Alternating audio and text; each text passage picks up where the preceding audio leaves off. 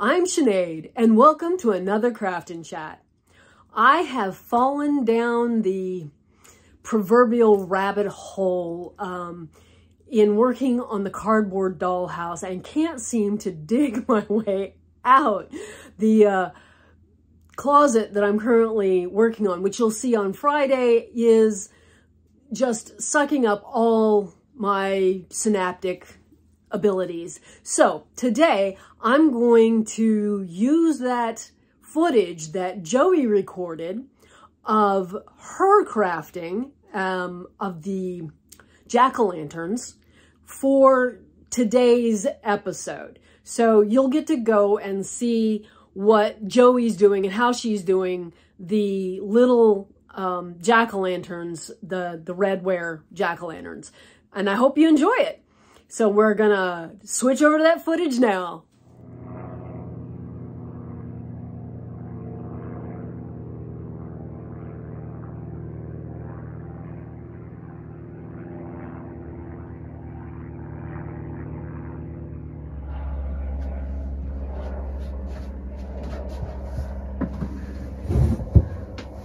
Well, my friends, it is pumpkin season. So I'm making pumpkins. I have to admit that every year I change a little bit of what I do with my little pumpkins. I'm waiting on the ultimate pumpkin evolution. And so yeah, we've got our forms, our little bowl forms thrown. Try to center it here so I can trim it. They feature like this little turned in lip, which helps them not warp in firing, so they sit neatly. What also makes them easier to trim, so win-win for everyone.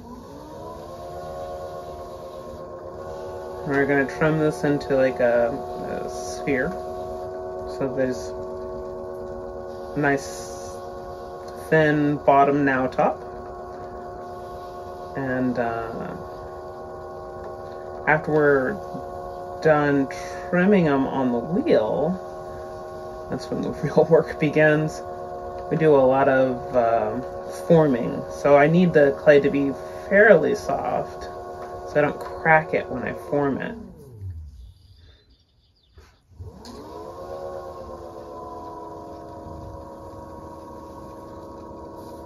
I've got about 20 pumpkins here, which I gotta say, I just went a little crazy with pumpkins this year, but every time I make the little pumpkins, everybody wants one.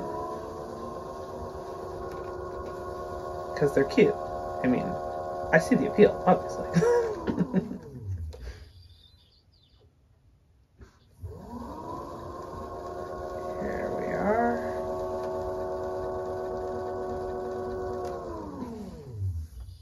Quick show you some of the forming.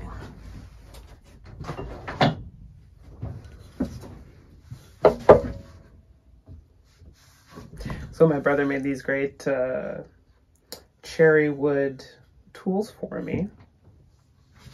A paddle, and this is a pestle, but it's a hammer, it's a rolling pin, it's everything you need, you know what I'm saying?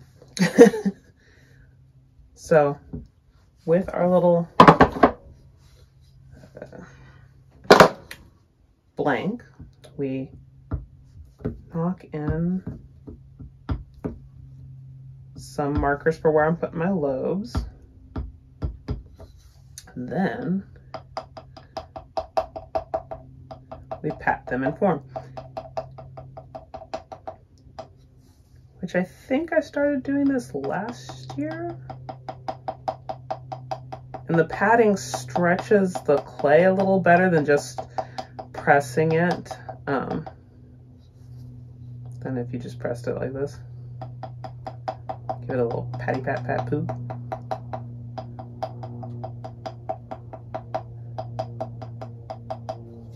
Because we want those nice organic kind of lobes.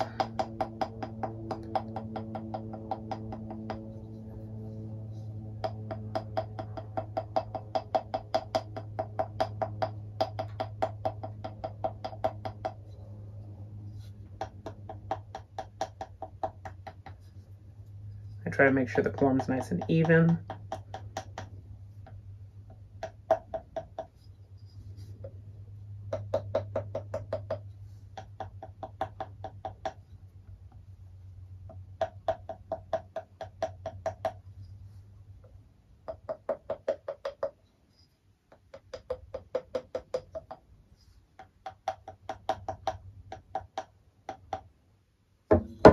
It kind of makes a little star shape. And then give it a little push so it's, you know, pumpkin shaped. All right, so I'm going to do the other 18 or so. And yeah, I'll get back to you.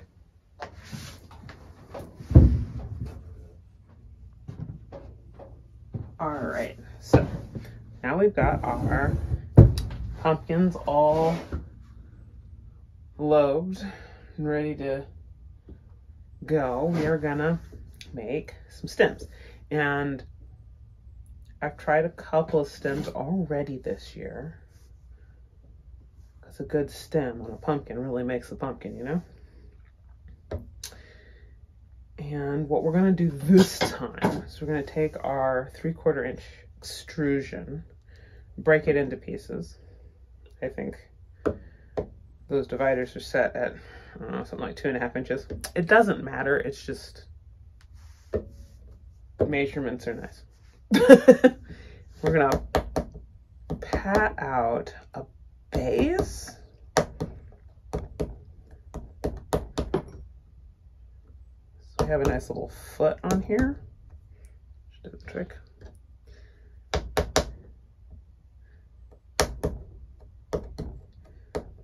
Because earlier, and we posted a video about it, I had attached my extrusion and then pulled it. And I put the slip at the bottom. And the slip, I didn't give it enough time to dry evenly, so it tended to be cracky, and I didn't like that. So we're trying this instead. Because I want it to at least look like a pumpkin stem, the way it sits in the top of the squash.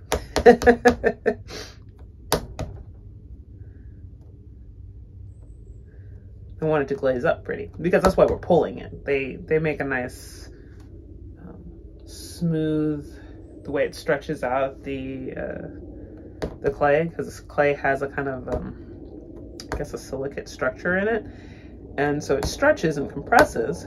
And when you use the water to stretch it, it's like really smooth. When you milk it out like that, you'll see. It makes a very smooth and attractive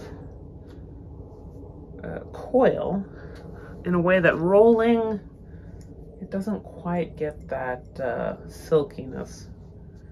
And then it holds the glaze differently. And anyway, I think it's prettier, which is why we do these things. So pretty. Scritch the top of our pumpkin real thorough like.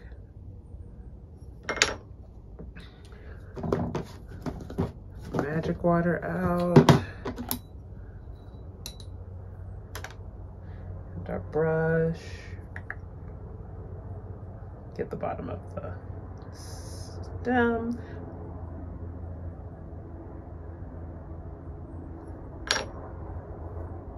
You know, I got the brush, but I don't think I need the brush. I think what I need is a bigger footprint.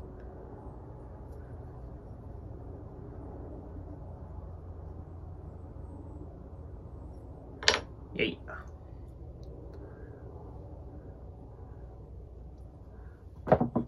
And see, here's our friend, the pestle, and I'm going to put it up in the head of the pumpkin. So you can see that it keeps me from crushing my pumpkin. Nobody wants a crushed pumpkin. That's sad.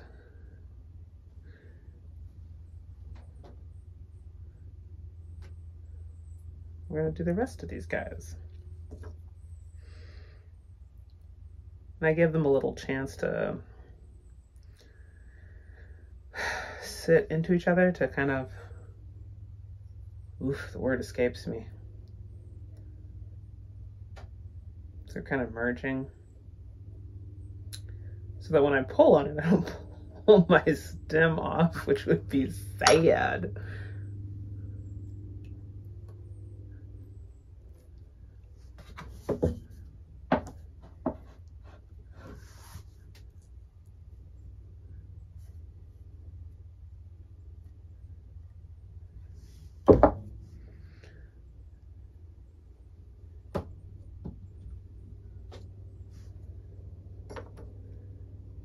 So yeah, I'm gonna finish these guys up and we'll get back when we get to the pulling.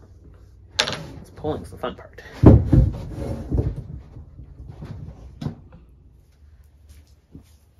And now we get to pull some handles. Stems. They're like handles, but they're stems.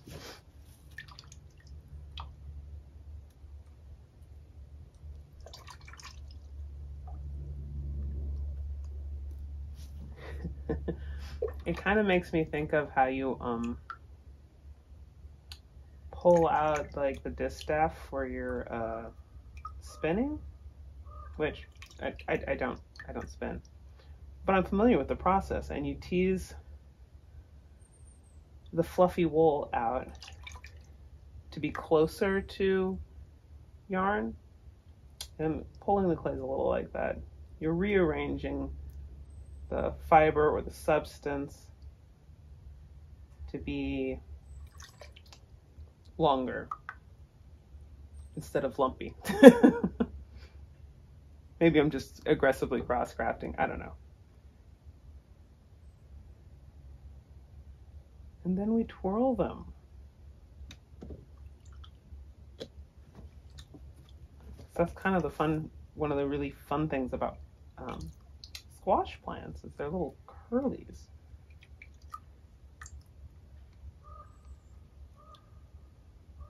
We like to bring that to our clay pumpkins. Some fun curliness.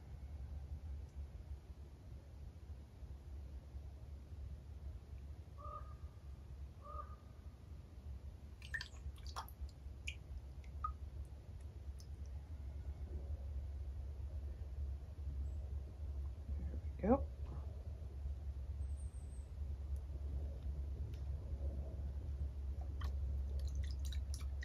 Then we'll finish off these guys, give them all cute little curly tops, and we'll come back with some carving, kind of adorable tiny jack-o'-lanterns.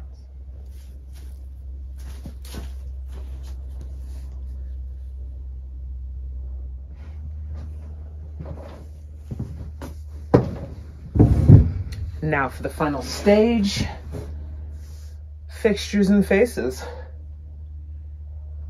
Alrighty, we take our curly pumpkin and we choose the front. Alright, and I want to put some pointy ears. We're going to use the diamonds for the ears. So I got a diamond shape, cut it in half. Which these were all made with like cookie cutter. After rolling out some clay with my multi-purpose pestle rolling pin neuter. If I happen to have the ooh, my goodness, what is it called? The slab roller, there it is, out, I'll roll the slab, but mostly I can't be bothered for, you know, little ear cookies. Oh, yeah, we should center this on our central lobe here. There we go. Then I will mark where I'm putting these guys. Take my ears off. Give them a little scritchy poo. Sure to get my ear bottoms good and scritched.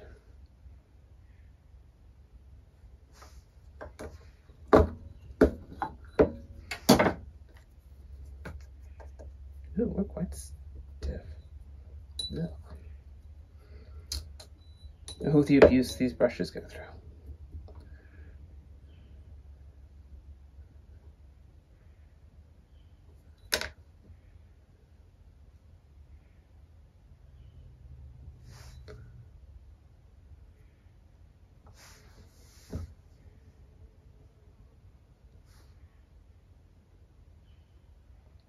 Nice and feathered in, smooshed in. And we like to do lots of cats and mice because everybody loves cats and mice that are pumpkins. It's like peak Halloween energy there.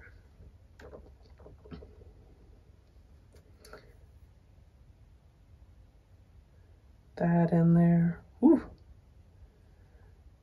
And to soften the edges from my cookie cutter, give it a little character.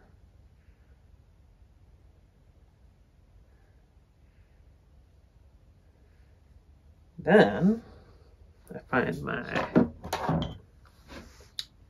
potter's needle. Draw a little face on here. I like to have a little cat nose. I think little triangle eyes. Focus kitty eyes. They got laser eyes.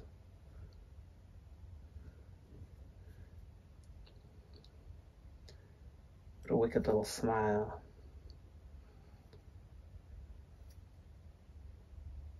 There we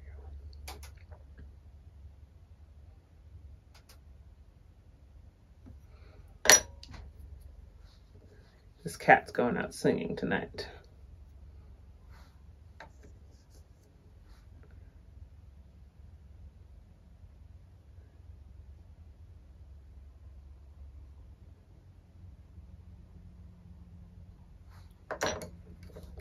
Poke out the inside of the cookie cutter thingy. Oh yeah, that's what you call it, the cookie.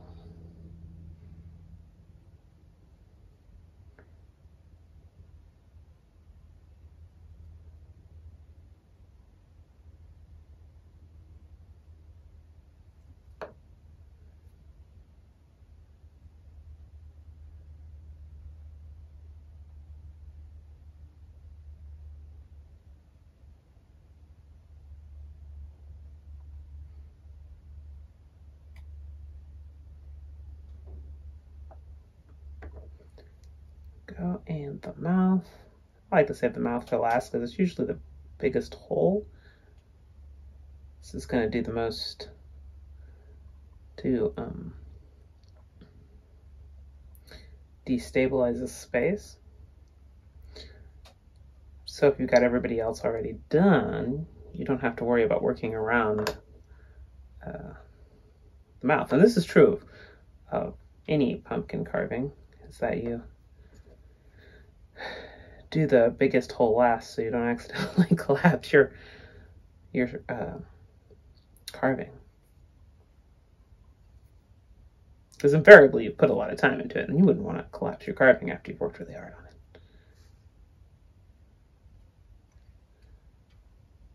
Right. Clean up my little edges.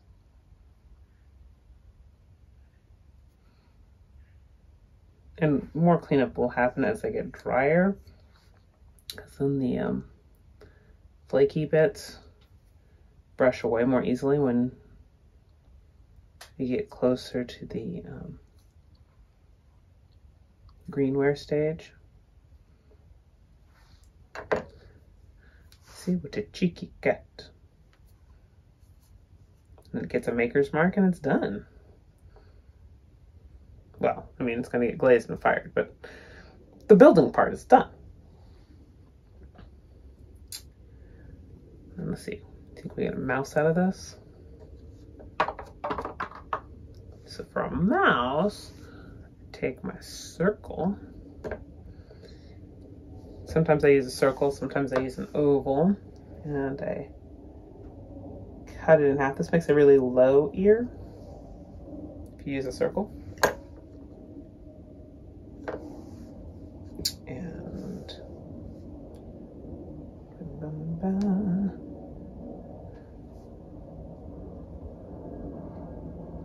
And I can do a lot of like sculpty pinchy stuff. Technical term, sculpty pinchy.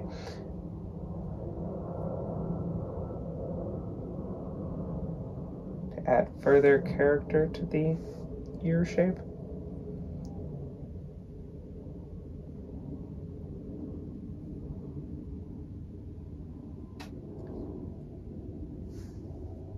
There we go.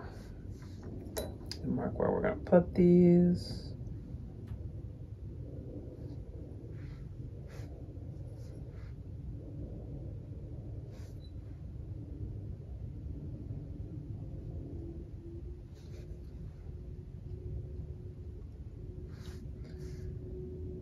The bottoms of the ear.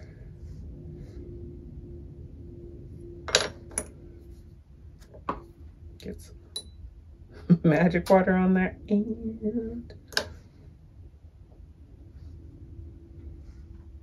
ears on.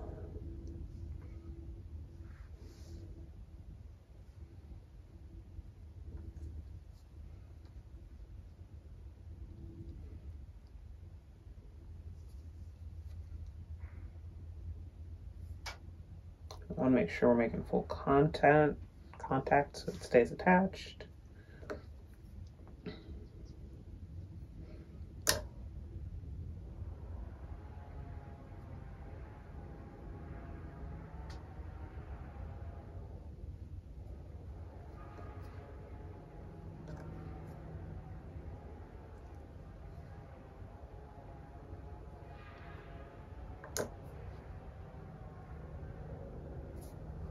And this little guy support a leaf, perhaps. I have a little leaf. This over here is my damp box. It's pretty cool because I can cut out things ahead of time and pop them in the damp box for later, and they stay damp for a much longer period. Like a coquettish Robin Hood hat. Jaunty, charming, ready for adventure.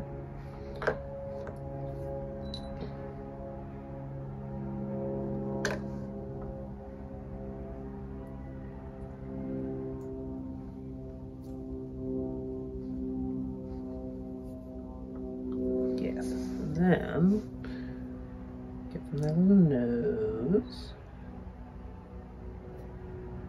Kind of eyes.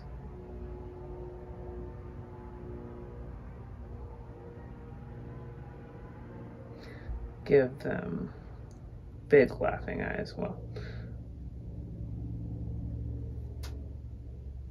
there we go.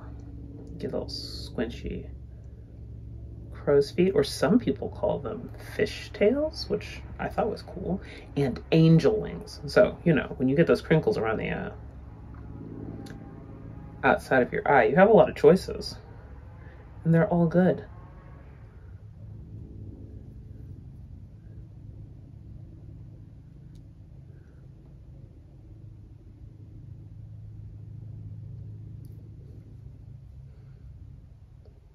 Let's give him a great big laughing mouth. Should we put teeth? I like to give my mice, teeth.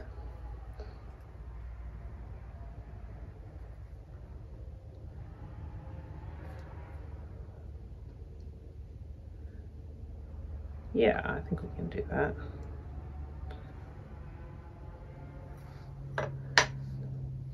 And pick up the right tool. Start with the eyes this time.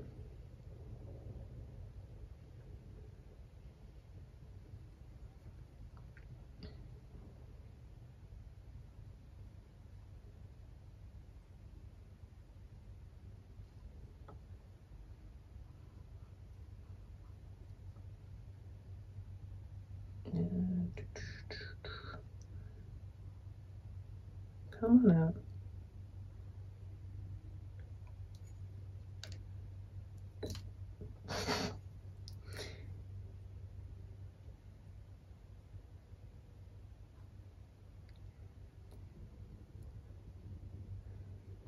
There we go.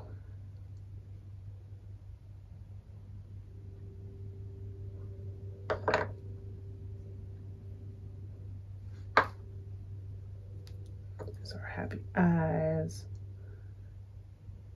and our twitchery nose.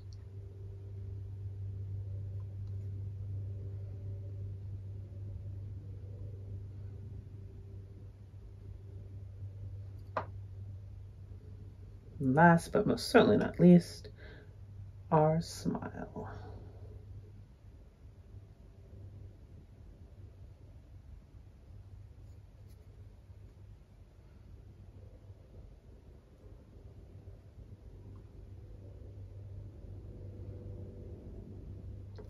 It's good to cut out sections around the teeth so that you don't strain them, because where they poke into the mouth,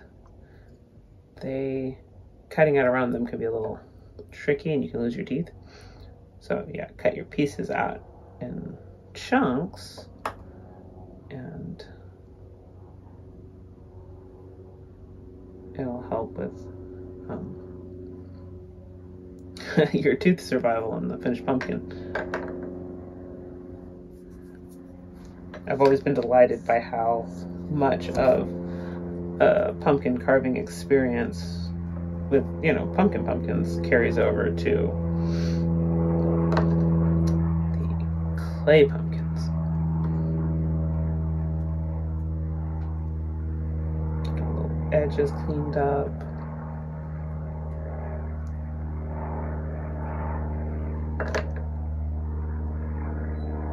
Check our corners.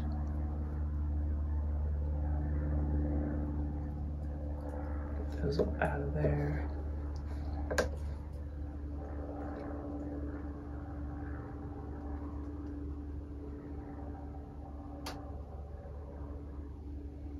All right. Get that little guy. Ready to cause trouble. All right. Whew, got my work cut out for me. Well, I hope you enjoyed this, and yeah, happy fall.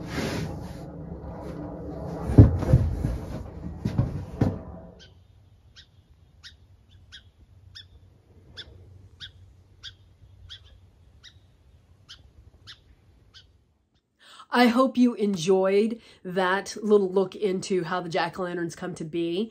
Be sure to go over to our shop and see if there's any left and purchase a little jack-o'-lantern for yourself. I am told that some more went into the kiln and should be back here so that we can restock, hopefully before this season is completely over. So there should be at least 1 or 2 still in there. So go snap those up. And if you haven't joined the Virtual Doll Convention's Doll Discovery Month, it's never too late. You can go in and join that and enjoy the videos that are being produced there and see the paper clay creation that I did for them, as well as the cat pattern. And I hope you have a wonderful week and a delightful day, and I will see you on Friday. Bye-bye.